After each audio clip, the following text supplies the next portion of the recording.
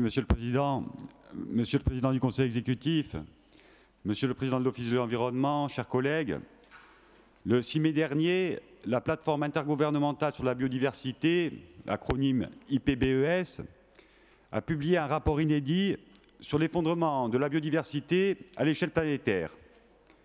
Cette étude cible notamment le changement d'usage des terres et de la mer comme la principale cause de disparition des espèces. La Corse, bien entendu, refuge pour la biodiversité méditerranéenne, est loin d'être épargnée par ces phénomènes.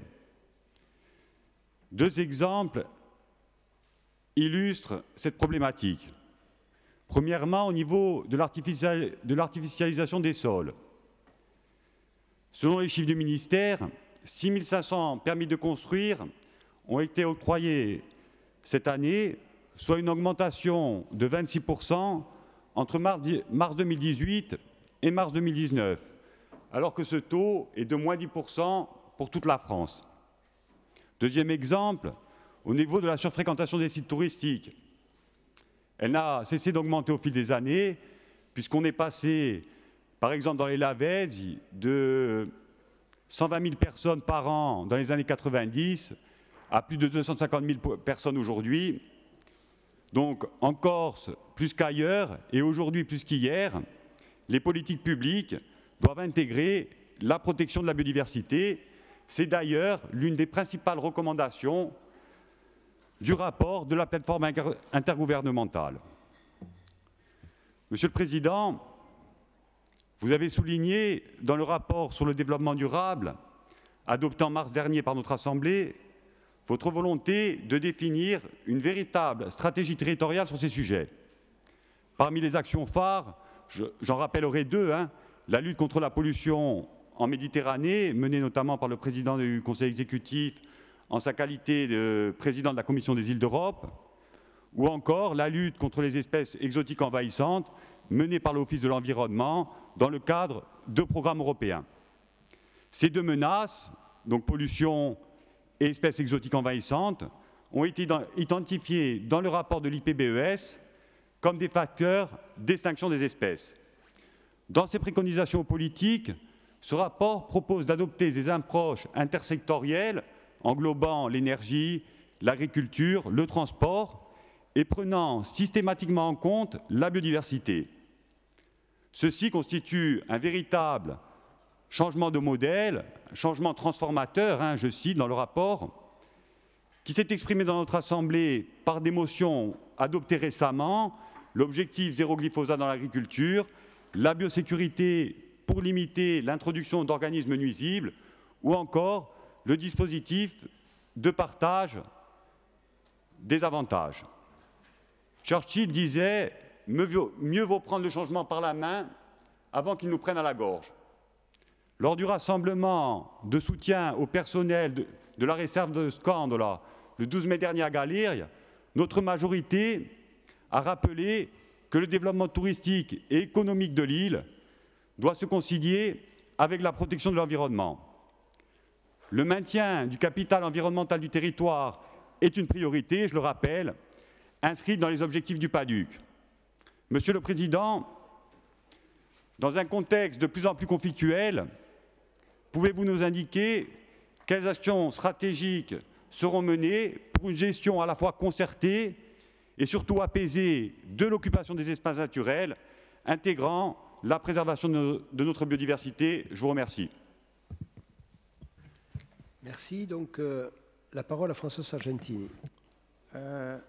Président, merci. Monsieur le conseiller, vous avez aujourd'hui fait état du rapport accablant de l'IPBES relatif à l'effondrement de la biodiversité et à l'extinction massive des espèces. Cette érosion accélérée de la biodiversité n'est pas naturelle, elle est intimement liée aux activités humaines, avec pour corollaire l'artificialisation des sols, la fragmentation des habitats, la fréquentation non maîtrisée. C'est pourquoi notre capacité à anticiper, à réagir et à nous mobiliser est essentielle pour assurer notre bien-être d'aujourd'hui et pour garantir le bien-être des générations futures.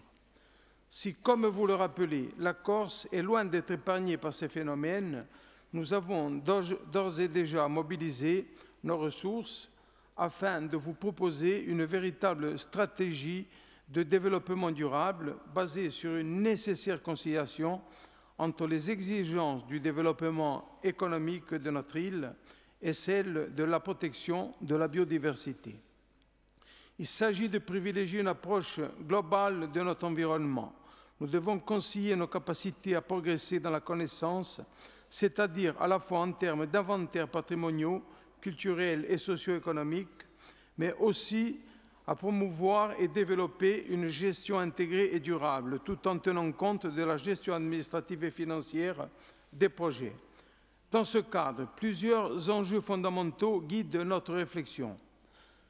La préservation de la biodiversité, bien sûr, la nécessaire mise en cohérence de la gestion des espaces naturels, la gestion de la fréquentation ou comment lier le développement économique et la protection environnementale, la préservation du cadre de vie et des ressources, le défi climatique. Afin de répondre au mieux à ces différents enjeux, nos actions stratégiques sont les suivantes. La première, c'est d'assurer la conservation de la biodiversité terrestre et marine. La deuxième, c'est de développer l'expertise environnementale en appui aux politiques publiques. La troisième, c'est de créer et gérer et restaurer les espaces protégés. Quatrièmement, c'est de gérer les flux de fréquentation sur les sites exceptionnels. La cinquième, c'est de soutenir les politiques de prévention des pollutions et des risques. La sixième, de sensibiliser et de mobiliser le grand public.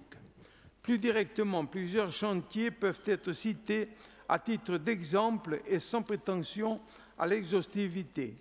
Le premier, c'est l'élaboration de la stratégie territoriale pour la biodiversité, l'élaboration du schéma régional de cohérence écologique, la création de l'observatoire du trait de côte, la mise en œuvre d'une démarche de gestion des flux de fréquentation de la montagne corse, la gestion coordonnée de réserves naturelles de Corse et du réseau des aires marines protégées, la gestion du patrimoine mondial, du site inscrit au patrimoine mondial de l'UNESCO. Nous sommes face à un changement transformateur qui prend en considération les facteurs technologiques, économiques et sociaux, y compris en termes de paradigme, d'objectifs et de valeurs.